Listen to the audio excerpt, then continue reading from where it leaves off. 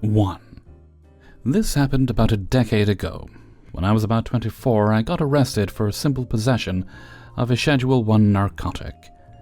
And because I live in the Bible Belt, I had to go and do a little over a year in the big house. Just for reference, I am a pretty clean-cut looking white dude. Don't really have many tattoos either, but I'm 6'3" and in shape, so I had that going for me. Anyways, the place was absolutely terrible. My dorm was a warehouse that held 50 men in a giant room, and everybody slept on bunk beds that were placed about 2 feet from each other. Temps regularly got into the triple digits during the summers, and the AC never works. There were fans, but most have been stripped off their wires with people trying to make tattoo guns. So, this place was gross and quite dangerous, being overrun with knuckleheads. There was this guy in there that everyone referred to as Big Q. He was a very large man, maybe 6 foot 240, and obviously had done a fair amount of time. Because of this, he would target other inmates and start fights for no reason. He was also a notorious thief. The stealing and the fights happened constantly, and he ended up fighting with most of the crew of guys I chilled with in there. Just a real grade A asshole. One day, I guess it was just my time because he just knocked into me while I was chilling watching the TV. He kept antagonizing me, and it got to the point where he provoked me to the point of fighting. Of course, he got the best of me, but I put up a fight and got a few hits in. At this point, we'd all had enough of this guy, and we devised a plan. Here's where the revenge comes in. We knew that Big Q loved coffee, because he would constantly walk around begging for it on a daily basis. And another thing was, he also loved creamer. In jail, there was a thriving black market, especially of medicine smuggled out of Med. One of the most popular medicines are strong sleeping pills because people just want to sleep their time away. The strongest of these was a little pill called Seroquel. Quarter of one of these bad boys, and you would be out for a solid 16 hours, and I mean out cold. So we all pitched in our little ramen noodles that were commonly used as currency, and we bought 5 of these pills. That's enough to knock out an elephant. We crushed them up and mixed them in with some coffee creamer, and using a third party as not to raise suspicion, we had the guy gift it to Big Q. The transaction went down, and Big Q thought nothing of it. This dude drank a big cup of coffee and used about 3/4 of the bag of creamer in the cup. 45 minutes later, he laid down and put on his eye blinds to go to sleep. I kid you not, this dude didn't move for a solid 18 hours. It was bliss. Things were finally relatively calm and quiet. It was as good as things got at that shithole. He finally woke up the next day at dinner time because he hadn't eaten anything. He, of course, made a big cup of coffee to try and wake up, and used the last of the creamer. He went to dinner and got back and laid right back down and was out until the next day. After the second day of solid sleeping, he kept waking up and moaning, "Why can't I get up? I'm so tired." I swear it was so glorious. He never figured out what happened, or that it was us. I swear those were the most peaceful 3 days of my entire 15-month stay. Big Q, if you're still out there, you can suck it. 2. I used to live on the edge of a farm, and people used to rent my space out. My neighbor Bob is a nice enough guy, to your face. Self-proclaimed morally upstanding religious man, occasional petition to make some changes to state government, to his worldview, and all-around chatty when I have the infrequent pleasure to bump into him. Except he's a dingus and does petty crap all the time. I don't think he's aware that I know he does. While some are aggravating, most are perplexing, and barely illegal, and wouldn't be worth my effort to get the law involved. These are his stories. 1. One spent all day Saturday loading leaves onto a flatbed trailer. Now Bob has a lot of property. Where does he put the leaves? He pulls out of his driveway, gets just past the corner of my front yard. Note, I have more property where the grass ends. And hits the gas. Leaves blow off to both sides of the road. He turns around at the corner and pulls back into his driveway. 2. Once had an apprentice surveyor come and practice surveying skills to mark the line. Said because he wasn't official, it wasn't. But was 99% correct on it. Bob goes out one day and moves the markers off his driveway. I took pictures of the locations and made a note. 3. Planted popple trees, fast-growing, just on my side of the line fence, so they'd provide coverage for his pine trees to grow. I was annoyed, but figured if they gave me quicker coverage from him, I'd just deal with it. They have since gotten huge and some are dying off. I saw Bob outside once and asked him about the limbs falling, and he said they were on my side, so not much he can do. Every time I picked up limbs, I just tossed back into his yard, and they'd eventually disappear to his burn pile, which you guess is sitting at the corner of our property together. 4. Bob had a delivery of a huge piece of equipment. Because his driveway is small and not really usable for the long bed delivery truck, he told the delivery guy to just park and unload in my wide driveway, making big ruts because of the weight of the machinery. To the delivery driver's credit, he didn't know any better. He said the neighbor said it was fine he used my driveway. 5. Would get block permits to kill deer on his property, then dump the corpses deep into the woods just this side of my property. He knows where the line is. 6. One time I heard a bunch of noise early one morning. Bob's 12-year-old son at the time has a tractor with a piece of equipment backed up to my garbage bag pile by the road, trash coming in a few hours. And there's a bag hanging on the edge of the equipment. Son is jamming the raise and lower lever to try and shake the bag loose. I called out and asked what he was doing and went out to see. Bob's son froze and I asked him what it was. He wouldn't say. I opened the bag to find a dead deer head with maggots on it. Bob didn't want this in his trash. And it's illegal, so decided to just put it in mine. I told Bob Jr. to tell his dad if he did this again he'd find it in his swimming pool, and made his son take it back home. Bob never said anything about it. This is all I can think of off the top of my head, but I think you get his quasi-innocent, if not extremely annoying things he does. Petty, some would say. So fast forward 20-something years to this, and I strike a deal to let Farmer John put up some grain bins at my house, which happened to be at the farthest point from my house, next to Bob's property, at the corner where his house is at. These have huge fans. When they're doing the constructing, John mentions they would rather point them west towards Bob's house and not north, because it would be more convenient to them, as the fans protrude out a bit from the bins, but didn't want to sour my relationship with Bob. I assure him Bob and I have a special relationship, and I insist he points them to the west because Bob wouldn't care. Fast forward months, and John actually uses grain bins, which he typically runs the fans at night when it's cool. The first morning after Bob knocks on my door and says he heard the fans last night and said he didn't realize they would be pointing towards his property, his house, and where his bedroom faces. I said I didn't really think about it, and just told them to put them where they would work best for them. Bob asked if they could be moved, and I said not without a crane rental, a team of men, and several days' worth of labor. I offered to get him a quote. Bob just mumbled that's okay and left. Every time the fans ran after that, it was the peaceful, gentle white noise in the distance to lull me right to sleep. Bonus: when Bob saw all the dirt and construction going on, he asked what was being built. I said Farmer John was putting up a 1,000-head pig shed. He just said, "Oh, okay."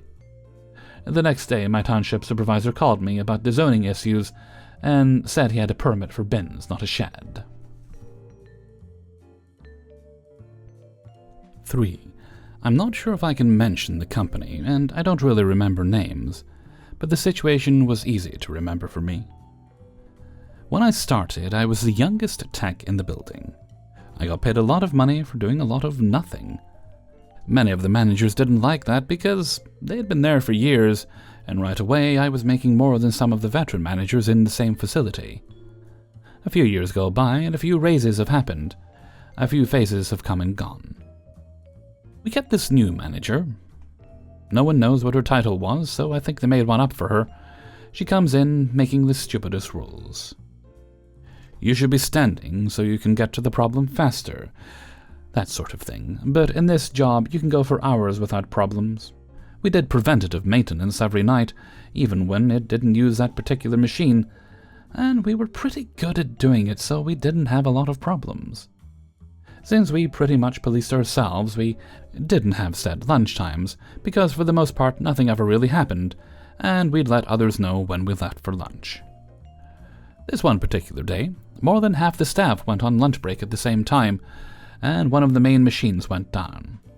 I remove my radio when I'm on break, as that's my right to do. At least, that's what I was told in the beginning.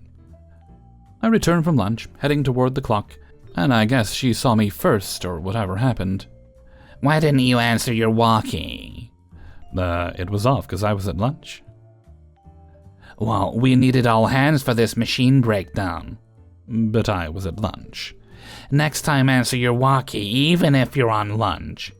Okay, but I'm just gonna tell you I'm at lunch. So I proceeded to clock in and then went to the bathroom. As I was walking back to my station, which is all the way in the back of the facility, I get a call on the walkie to meet her at the office, which is pretty far. We had bicycles. So I started walking back when she said she'd meet me halfway. I don't know if she was watching me or what, but she was like, coming from lunch and going on another break is against the rules of the company. You'll be written up for doing so. What break? Going to the bathroom? I didn't know that was considered a break. Yes, that is considered a break, and now you know. Okay, so along with this write-up, I need that in writing. My next work day, I get pulled into the office. She was not in attendance. My boss was like, I got this write-up and I need you to sign it. No, sir. Not without the letter I asked her to give me. Well, we're gonna put you on probation and schedule all your breaks. How does that sound? Sounds great to me. I mean, we could use a little structure around here. For the next 2 months, I had my bosses telling me when to go to lunch, which was great, because they knew they couldn't call me for anything during that time. And if I didn't go to lunch that day, they couldn't fine me for it. They had to pay me for it. Got a lot of overtime for that. Mind you, none of the other techs had to do this. I was told I should have sued. I didn't. But anyways, it didn't last long because I missed more calls doing it their way, so they let me go back to doing it mine. Sadly, I quit that job shortly after, partly because of Mrs. Mystery Manager.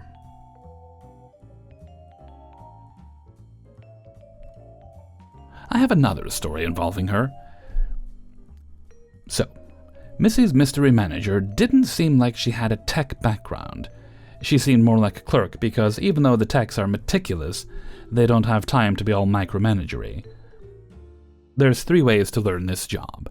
I can teach you, but hopefully you understand the 6 words I've said the whole time. You can stand back and watch, or the building is on fire and you better do something. After the 2 months had passed, I felt invincible. All I had to do was show up on time and leave on time, and there wasn't anything they could do to me. I was actually really good at my job. Anything that took me more than 10 minutes to fix was out of my league, and there should have been a master tech there. But at this point, it seemed like she was out to get me. So much so that one of the other managers noticed and would tell me to stay out of her way. But it wasn't me. She was showing up to calls and coming out and watching me smoke on my breaks, just ending up in places that no other managers would be. Which is how she ran across the hazmat spill. She called me specifically, which is uncommon. Got there and she was like, "Clean this up." I was like, "Cool, let me go get the caution tape, the hazmat bucket, the shovel, blah blah blah. You know, by the book." Because at this point, it's got to be a setup. She says, "You don't have time for that. Just get some paper towels and just wipe it up before it gets to being a bigger mess." We had custodians that were trained to handle hazmat spills, so I said, "Do you know what this is?" She said, "No." So I said, "Ain't no way I'm just going to put my hands in a foreign liquid because you say so. I'm gonna go get some gloves, and all of the things that it says to have in the manual on how to handle a hazmat spill." She says, "Whatever, go get it." I say, "Cool."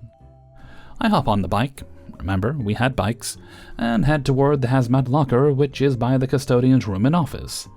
Pick up thick gloves and all the hazmat fixins. I get back and she's wiping up the spill with her bare hands, some paper towels, and a trash can from some lady at a nearby station. I yell out, "Hey, you shouldn't be doing that, at least let me give you some gloves." I was ignored. I said, "You should also not be putting that hazmat in public trash cans." Ignored again. I said, "Cool, seems like you got it," and I started to record her getting up the spill with her bare hands. I then went to the manager's office, grabbed a write-up paper, and wrote her ass up. It said something like, "As a tech in this building, we go through monthly training on hazmat spills, and the protocols put in place to keep people safe. I know that I've watched the videos, and I think she has too. Maybe she's not retaining the information given in the videos, or maybe she's just choosing not to follow the protocol. Either way, at this point, she's not only putting herself in danger, she's also endangering the lives of the workers around her. Her days were numbered, and so were mine. I broke the biggest rule in any job that you have. Don't take a nap during your lunchtime." I know, believe me, I know. I woke up just in time to clock out. Of course, she was the only manager on duty at that time. They didn't say anything about it, but it was during my probation period. I put in my 2 weeks' notice and moved out of state. Unrelated. Sadly, I never got to see what happened because of my write-up. 4. So back when I was a junior in college, I shared an apartment with 3 other girls. One of the girls was very difficult to work with. She frequently had sex on our living room couch, which is fine, but wouldn't warn anyone. I'd get up in the middle of the night to get a glass of water and frequently walked in her. I'm a night owl, which she knew, so some warning would have been nice. She also gave access to our apartment to her friends who none of us knew.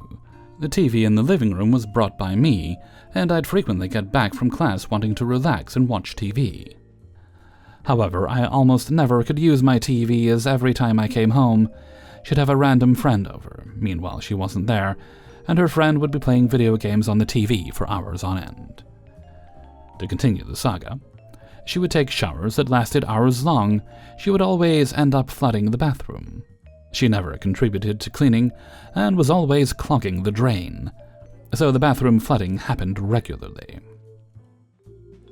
I could barely use the bathroom. I had to be cautious walking through the living room, and I never had access to the TV I brought. As mentioned, she never contributed to cleaning. Whenever she would cook, the dishes would pile up. She had a thing where, say, a recipe called for 2 tablespoons of an ingredient. She had to use a separate individual spoon for each tablespoon required. This led to the sink being piled with her dishes after just one meal, and it would get to the point where we couldn't even run the faucet to wash our hands. Now, before each break, our apartment had to be spotless, as someone would come check and we could get fined. At my school, you stayed on campus all 4 years, so this was a dorm residence with rules by the school. During fall break, Thanksgiving break, and winter break, I was last to leave and was always left with the chores of cleaning up this roommate's mess. Everyone else cleaned up their stuff and never caused any issues. By the time spring break came along, I had had enough. Once again, I was the last one to leave the apartment, so it was on me to do the final cleaning. The sink was once again filled with all of her dishes, and she had allegedly gone home for break. I decided I wasn't going to clean up her mess again, so instead, I took all of the dirty dishes, placed them on her desk and bed. I left a post-it note saying, "If you don't want this to happen again, clean up after yourself." There were so many other awful things she did to us, but the messiness and lack of cleaning was the one thing that pissed me off the most. I was done with cleaning up after her, and if anyone were to get in trouble for the mess, it should be her. So I thought it was only fair. All her dirty dishes ended up as a pile on all of her stuff. I never saw her reaction, and she didn't speak to any of us after that, or spend time in the apartment. I never had to deal with cleaning up after her again, so it felt like a win to me. 5. This was a few years ago now, but I find it fun to think about. Started dating at 15. Moved in together at 18. and within 6 months of living together, she cheated on me. She owed me something like $800 for 1 month's rent and for a vet bill I paid for. We still lived together for 6 months after we broke up, because despite me being able to move back home, she expected me to move out and also continue paying my portion of rent. It sucked, but it sucked less than paying for her to have her own place. The TV and internet bill was in her name, we had cable. The fact that she owed me money was documented via email. I very strategically sent emails asking her to confirm that she was aware she owed me money and how much. I also asked if she could just deduct my portion of the cable bill from the debt she owed me. On the second last month of our lease, she was hounding me for my portion of the internet and cable bill, about $30. Wouldn't take no for an answer, and threatened to not pay and have it turned off. Had another roommate in school who needed it, so I paid my part. By this time, she was staying with the man she cheated on me with, so she wasn't really around ever. For some reason, when she moved all her stuff out, she left the cable box and Wi-Fi router. I guess assuming I was still paying for her using it. I brought my own TV to use after her and her new boyfriend came in one day and took hers without saying anything, while I was actively watching it with a Tinder hookup. That was an awkward night. I knew I was never going to get my money back, so I had an idea. Buy every channel that exists, all extras I could buy with just the 4-digit PIN. Before this, I emailed her one last time saying something like, "Just to confirm, my portion of this month's bill will be subtracted from X amount you owe to me, correct?" And she agreed. These purchases began a week or two before I moved back in with my parents. I bought every channel individually, bought and rented movies, even started paying for pay-per-view porn because I thought it was hilarious. Kept track of everything I purchased and racked the bill up to almost exactly how much money she owed me, leaving a bit of space in case I miscalculated. About $750. When she got the bill, I was back with my parents. She came to my parents' house, bill in hand. My father answered the door. Meekly stated something like, "Barbecuing Master spent so much on this bill, I can't afford it." To which my father responded, "Use the money you owe to pay for it," and closed the door on her. I was listening and out of sight. Whether or not she ended up having to pay, I'll never know. But it felt good to do at the time. Whether or not she ended up having to pay, I'll never know. But it felt good to do at the time. A fun detail I'd like to add here. They were engaged to each other for 2 or 3 months. They are still engaged to this day. 4.5 years later, still not married. She is pregnant with his child. Hey everybody, Hellfreezer here, and thank you very much for listening to Revenge is Ice Cream, episode 294. And thank you very much to everybody who allowed me to use their stories in this video. Before you go, please do poke the like button. And if you'd like to get the videos a little bit early, you can support me through my Patreon, which is linked in the description. You'll also find a link to the Hellfreezer merchandise store, which is on Teespring. And you can make donations during streams or videos like this one, if you wish to do so. You don't have to, but I do appreciate it, and it helps me pay some bills. Okay, let's see. Oh, I actually have a birthday shout-out to do today. Today's birthday shout-out goes to Kathy Beckford. I'm not sure how old Kathy is today, but I hope you have a great birthday, Kathy. This will be, I believe it's Monday, so I'm sure hopefully I'll remember to wish you a happy birthday during Saturday's stream as well. Make sure you're taking time to celebrate with yourself and your loved ones. No matter what's going on, take some time for yourself. And as is tradition, we get to celebrate for the full month around here, because them's the rules that I made up. Okay, and before I go, I'd like to sing Happy Birthday. Happy birthday to you. Happy birthday to you. Happy birthday, dear Kathy. Happy birthday to you. Alrighty, and with that, let's move right along to Hellfreezer's question of the day. And in relation to the question I asked in the last Revenge video, who is your Batman? Who's your favorite, one you grew up with, the one that means the most to you? Lots over the years, I'm not going to give you the list, but we know lots over the years, I think mine, quite simply, and I don't think this guy will ever be equaled or beaten, is Kevin Conroy. Sadly no longer with us anymore, which was very upsetting to me. But they did such good work on that show. I mean, Mark Hamill is the Joker, probably one of the best Jokers. And generally speaking, in the animated shows of that era, they did such a good job at casting people. Clancy Brown, for me, is Lex Luthor. That's the voice I hear as Lex Luthor. Just as Kevin Conroy is the voice I hear as Batman for now and forever. But other opinions are available, so why don't you let me know what you think in a comment below. And with that, I'm going to head off for now. So until next time, thank you very much for listening, and take very good care of yourselves.